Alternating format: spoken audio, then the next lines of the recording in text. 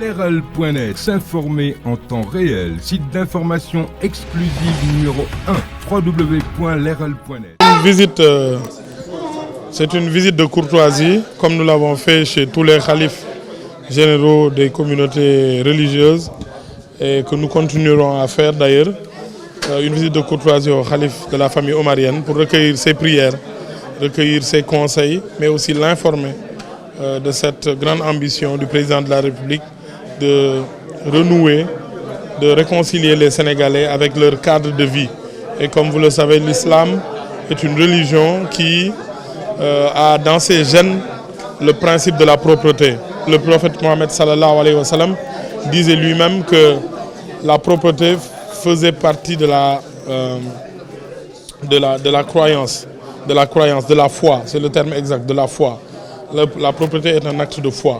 Et c'est la raison pour laquelle nous sommes venus chez les khalifes généraux. Aujourd'hui, nous sommes chez le khalife de la famille omarienne, qui sont le réceptacle de la foi des Sénégalais, qui sont ceux qui sont des messagers, des porteurs de structurateurs de notre opinion nationale. Et nous étions venus leur dire que le président de la République comptait énormément sur eux pour informer les Sénégalais, mais aussi les sensibiliser sur la question de notre cadre de vie, sur la question de l'hygiène publique et sur la question de la lutte contre les encombrements urbains. Oui, ce sont des initiatives sur lesquelles nous comptons nous inspirer. Il est heureux de voir que dans des localités comme Louga, il y a déjà des initiatives. Ce matin, nous étions à Saint-Louis.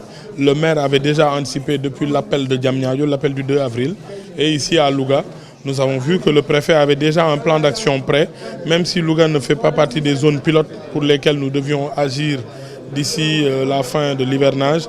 Mais nous avons trouvé un travail très bien fait, un document ficelé. Et sans doute, nous essaierons de voir ce qui est possible d'être fait avant la fin de l'année avec le département de Louga, où une bonne partie du travail de réflexion et de collecte d'informations a déjà été fait. Leral.net, s'informer en temps réel, site d'information exclusive numéro 1, www.leral.net.